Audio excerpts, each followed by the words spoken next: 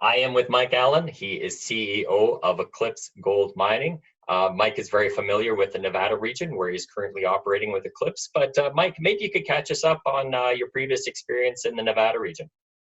Yeah, in the most recent experience prior to Eclipse, I was the CEO of a company called Northern Empire. We were working, like Eclipse is in the Walker Lane. We acquired an asset called the Sterling. We were able to acquire that, essentially held the property for just over a year and a half, and did some drilling, established a new resource, and we're able to transact and sell the company 16 months later to Core Mining. Now, can you catch us up to Eclipse right now, leading that from Northern Empire? I know that you were looking around for a while for your next project. Yeah, I would say, I mean, myself, I'm a geologist, so by background, I never stopped looking. But what I looked for about a year at the different assets. I pretty much held myself to Nevada. I've had success, and I know the jurisdiction well. I wanted another Walker Lane asset, and was able to find what we call the Hercules project. It's about an hour outside of Reno. You're a unique insider with the success that you had with Northern Empire, and I know that Eclipse is certainly exciting and you're investing your time in it. But maybe if you could just step back, as like if you're going and you're looking at all of the plethora of projects, kind of what is your checklist when you look down and just generally assessing what is a good opportunity? I mean, for me, on a project scale, I sort of use the 43101 table of contents as a guideline. I mean, everything, you got to make sure that you own it. Metallurgy is a big one. The resource, the geology, and can this actually get big? Those are one of the things that I sort of look at. You always have to have that thought in the back of your mind that eventually this isn't a chemistry experiment. This is actually a business that you have to go through. So that is really the point for me. Is I look strongly at the economics and what is what can make a mine, and largely that is grade, ton, metallurgy, permitting, and scale. Take us through Eclipse, how it came to you, and what was exciting about the project, and where you're at right now. Well, I think that where I first came really across the property was PDAC 2019, and came across a company that had it. They were a lithium focused company, and they had this asset on their balance sheet.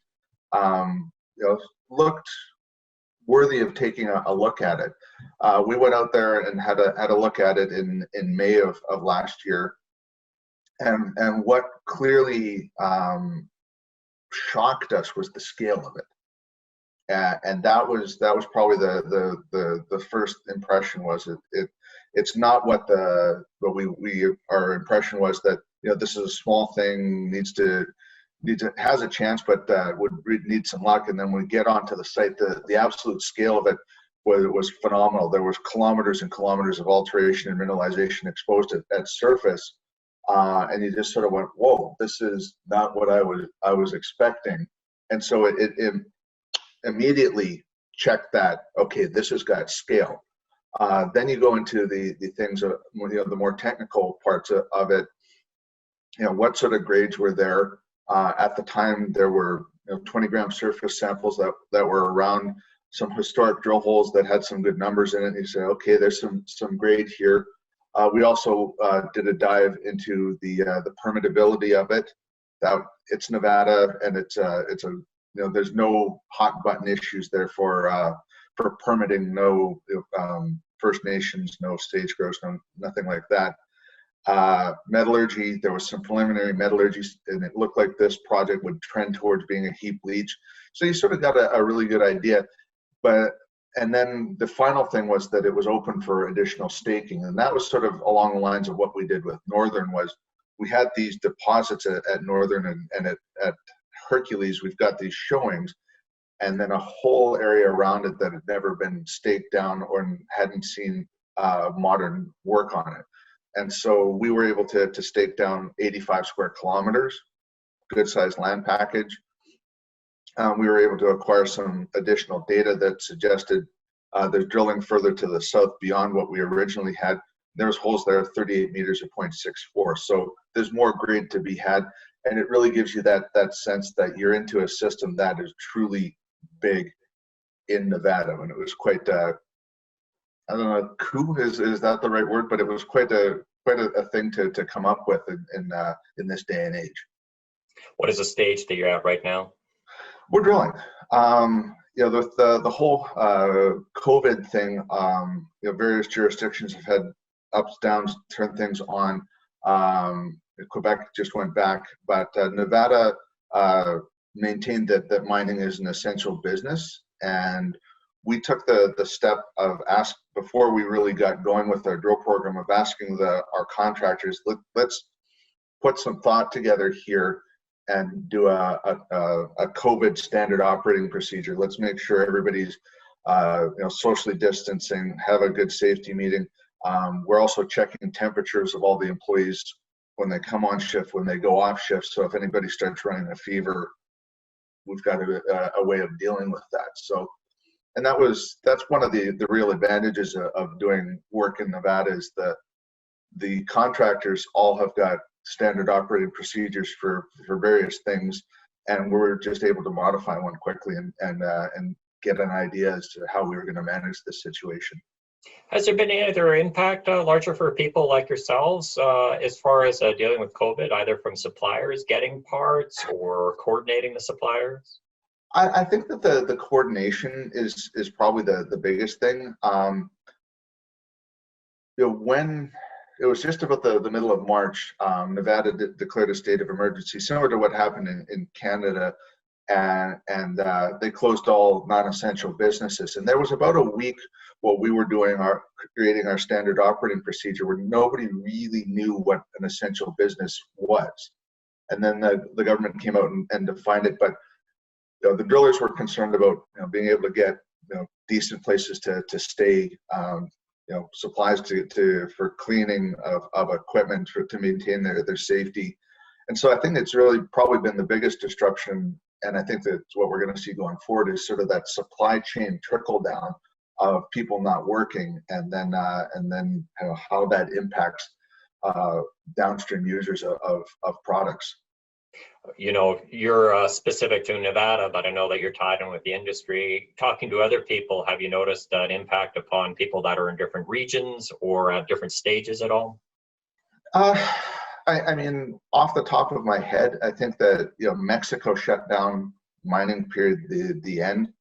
You know, and so companies are having to do, you know, a controlled stop of their operations. Quebec shut down mining. And now they've actually restarted mining, and people are wondering what that means for exploration, whether or not people can actually execute. But yeah, it is a tough situation. I actually read an interesting article the other day that miners deal with, you know, disasters on a regular basis, whether it's you know, a commodity crunch or whatever, and so we're actually sort of uniquely situated to be able to say, okay, this is the situation that we have to deal with. Let's make the best of it. So it is kind of a proud moment to be in the mining space and say, yeah, we can handle this. I mean, you know, God forbid some of the African producers, they deal with things like Ebola, and this is a cakewalk relative to that. Let's move forward, because this will be past us eventually, Mike. You had the success again going back with Northern Empire. So taking those lessons forward to your current project, what makes a project successful? What lessons have you learned, and how are you applying it going forward? I think probably the biggest thing that makes a project successful is speed. Being able to quickly unearth the value of a project, or understand what the value of a project. That's really what will create a good company or not. If you've got seasonality or things that will take a lot of time to execute, that's when you're going to see companies fail or projects stagnate.